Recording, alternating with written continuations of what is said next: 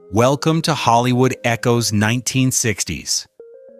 Released in 1990, Home Alone didn't just make us laugh. It branded itself into every Christmas.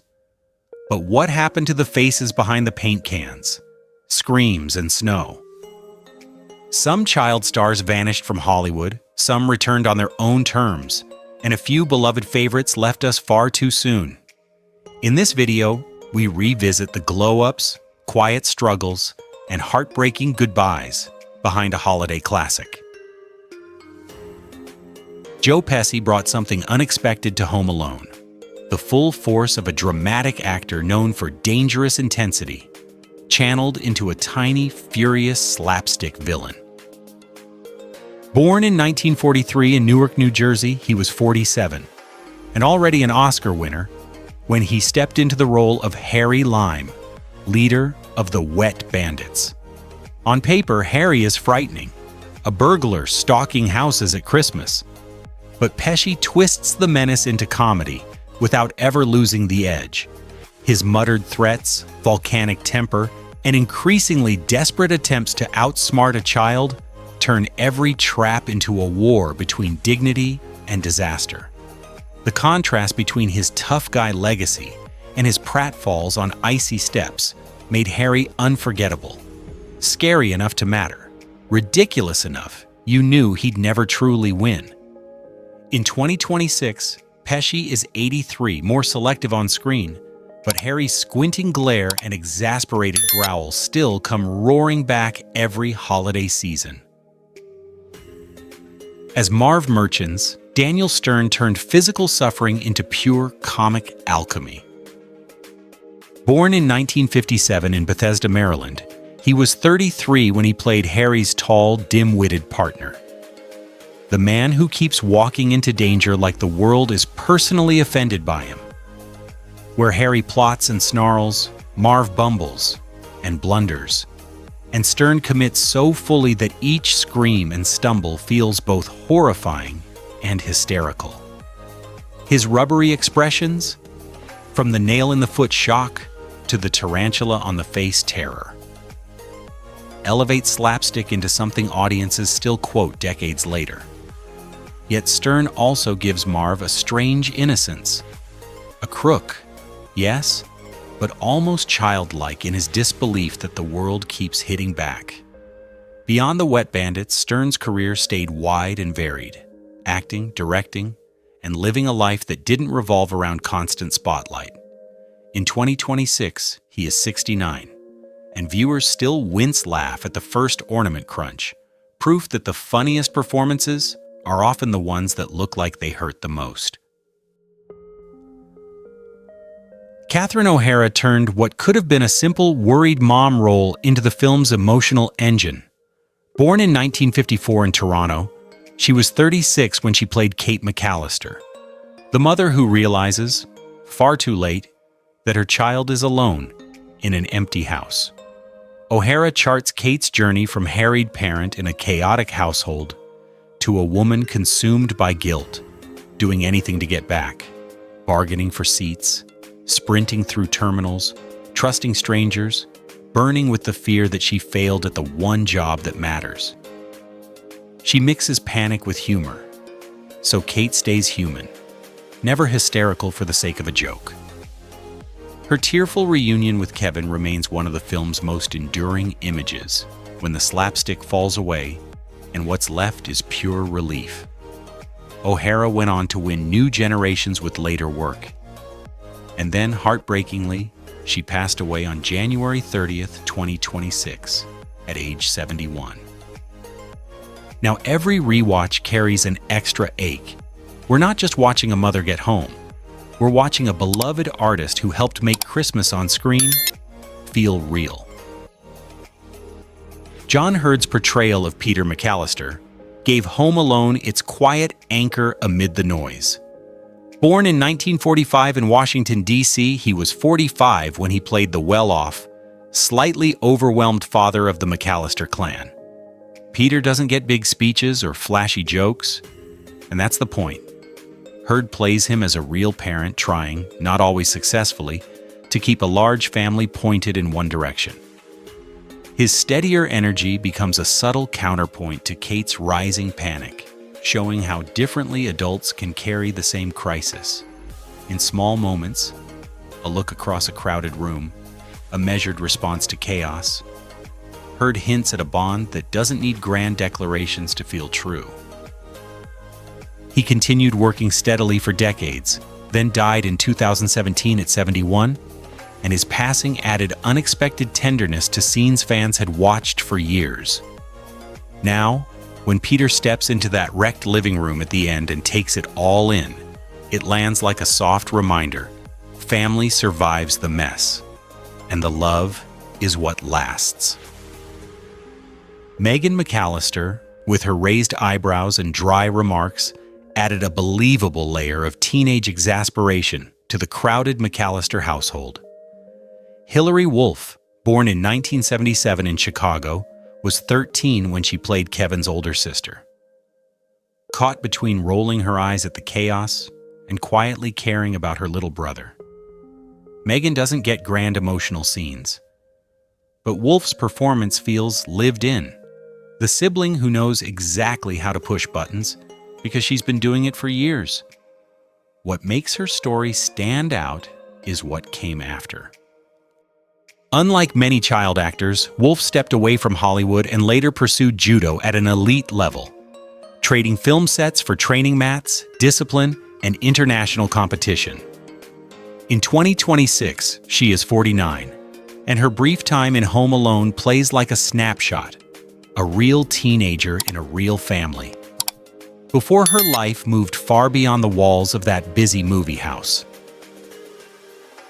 Angela Goethals gave Home Alone one of its most hauntingly ironic moments with a single line. "You'd be pretty sad if you woke up tomorrow morning and didn't have a family?" Born in 1977 in New York, she was 13 when she played Linnie McAllister, equal parts annoyed and genuinely concerned. Like so many older siblings forced to share space and patience during the holidays, Linnie's frustration feels real, but so does the affection underneath it. When her words echo later in Kevin's loneliness, the film finds deeper resonance, and a throwaway remark becomes emotional foreshadowing. Goethals continued acting beyond Home Alone, often choosing grounded roles that highlighted her subtlety rather than flash. In 2026, she is 49, and her performance still stands out because it's not exaggerated. It's honest, the everyday tenderness and tension that makes the McAllisters feel like a real family, not a cartoon. Michael C. Marana's Jeff McAllister is the brother who seems to watch the chaos from half a step back, amused, resigned, and already tired. Born in 1977 in New York City, he was 13 when he played Jeff, adding dry reactions that quietly sell the too many people, not enough time, madness of the McAllister house. Jeff doesn't dominate scenes, but that's why he works. He feels like the teen who's learned to survive family travel by staying low and letting the storm pass. Marana later became widely remembered for the adventures of Pete and Pete, then eventually shifted to behind-the-camera work, building other people's stories through technical craft. In 2026, he is 49, and his presence in Home Alone remains part of the film's realism, proof that even smaller roles help a fictional family feel true. Before he was known for complex adult roles, Kieran Culkin made a mischievous mark as Fuller, the cousin whose love of soda spells doom for anyone sharing a bed. Born in 1982 in New York City, he was only 8 when he slipped into that tiny role with oversized glasses and a sly grin. Fuller barely speaks, yet he's unforgettable. The knowing looks, the quiet satisfaction of being warned, the sense that he understands family dynamics better than the adults do. As he grew up, Kieran kept acting, steadily building a reputation far beyond childhood comedy, eventually earning major acclaim that made fans look back and smile at where it began. In 2026, he is 44, And every Christmas, people still laugh at the same truth. Even future award winners once stole scenes with nothing but a smirk and a sip of soda.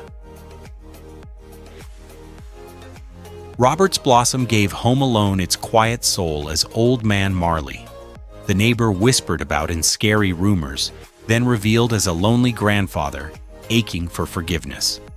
Born in 1924 in New Haven, Connecticut, he was 66 when he stepped into the snowy streets, shovel in hand. At first, Marley is pure childhood fear, silent, looming, glimpsed through frosted windows. But Blossom's gentle eyes and measured stillness gradually transform him into the most human figure in the story. In the church, the film pauses its chaos and lets him speak softly about a broken relationship, fear of rejection, and hope for reconciliation. Blossom died in 2011 at 87, yet his scenes still land like a deep breath inside the comedy. When Marley embraces his family on Christmas morning, the movie becomes more than traps and burglars. It becomes a story about second chances and how courage sometimes looks like simply showing up. John Candy appears briefly, but leaves warmth that lingers long after the credits. Born in 1950 in Ontario, he was 40 when he played Gus Polinski, the polka king of the Midwest, offering Kate a desperate ride home. Candy's gift is turning a cameo into comfort. Gus is funny, awkward, talkative, but there's genuine kindness under the jokes. In scenes with O'Hara, he lets humor and empathy coexist, reminding us that sometimes the people who save you are strangers with no reason to help except decency. Candy died in 1994 at just 43, and that fact still stings, because his presence here is a reminder of how rare his warmth was. Big-hearted, sincere, and never mean. Watching him now feels bittersweet, proof that even a few minutes of the right actor can become permanent Christmas magic. Larry Hankin isn't the drugstore clerk. He's the police sergeant Larry Balzac, the officer who listens to Kate's panic with donut-in-hand disbelief, giving us one of the film's funniest adult world moments. Born in 1937 in New York City, Hankin was 53 when he played Balzac, using deadpan timing to show how helpless authority can look when a crisis sounds too ridiculous to be real. That's why the scene works. Kevin's danger feels huge, but the world around him keeps treating it like a minor inconvenience. Hankin has had a long, beloved career as one of Hollywood's great character actors across film and TV, popping up in projects audiences treasure for decades. In 2026, he is 89, and his Home Alone appearance remains a fan-favorite reminder that sometimes the smallest scenes, played precisely, become permanent parts of our holiday memory. Buzz McAllister is the older brother every youngest child remembers. Loud, sarcastic, and seemingly designed to make your life miserable. Devin Rattray, born in 1977 in New York City, was 13 when he became Buzz, delivering insults with such precision they feel ripped from a real dinner table. Buzz hoards pizza, guards his tarantula, and delights in humiliating Kevin. Yet Rattray keeps him from becoming pure villain. Under the bravado are flashes of teenage insecurity and just enough big brother energy to make the family dynamic believable. After the film, Rattray continued acting for years, and time has turned Buzz into a weirdly nostalgic figure. The sibling you complained about endlessly, then missed once you grew up and the house got quieter. In 2026, Rattray is 49, and Buzz remains the kind of character who makes you laugh, even as you remember exactly what it felt like to be the little one at the table. As Kevin McAllister, Macaulay Culkin became the face of childhood in the 1990s, defiant, funny, scared, and brave all at once. Born in 1980 in New York City, he was only 10 when he turned a forgotten kid into an unlikely Christmas hero holding down the fort at home. Culkin walks a delicate line. Kevin is mischievous and mouthy, but never cruel. Lonely, yet determined not to crumble.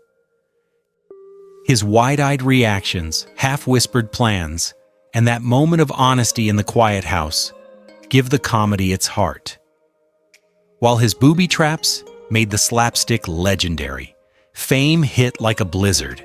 Sequels, headlines, and a level of attention few children could carry. Later, he stepped away to protect something more valuable than stardom: privacy.